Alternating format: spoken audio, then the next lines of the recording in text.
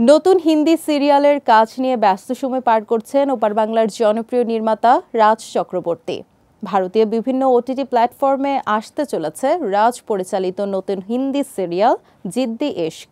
নতুন সিরিয়াল প্রসঙ্গে নির্মাতা রাজ বলেন, অভিনেতা ঋত্বিক চক্রবর্তী ও অভিনেত্রী শুভশ্রী গঙ্গোপাধ্যায় অভিনীত সিনেমা পরিণীতাই হিন্দিতে সিরিয়াল আকারে দেখতে পারবেন দর্শক। আর নতুন এই সিরিয়ালে ঋত্বিক ও শুভশ্রীর জায়গায় দেখা যাবে টলিউডের তারকা জুটি পরমব্রত চট্টোপাধ্যায় ও অদিতি পহংকরকে। রাজ আরও বলেন, প্রথমে সিনেমার নাম পরিণীতার নামকরণ করলেও পরে সিরিয়ালটির নাম পরিবর্তন করে রাখা হয় জিদ্দি ইশক। প্রথম পোস্ট প্রোডাকশনের কাজ চলছে, সব ঠিক থাকলে আগামী জুলাইয়ে দর্শকরা দেখতে পারবেন সিরিয়ালটি। সিরিয়ালের কাহিনীর দিকে ইঙ্গিত দিয়ে এ পরিচালক বলেন, অনেকেই ভাবতে পারেন পরিণীতা সিনেমার কাহিনী হুবহু তুলে ধরা হয়েছে সিরিয়ালে।